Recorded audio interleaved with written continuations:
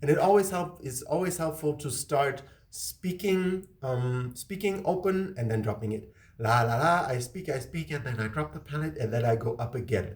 And the same thing with the sound. It's helpful to start with the open and then drop the palate.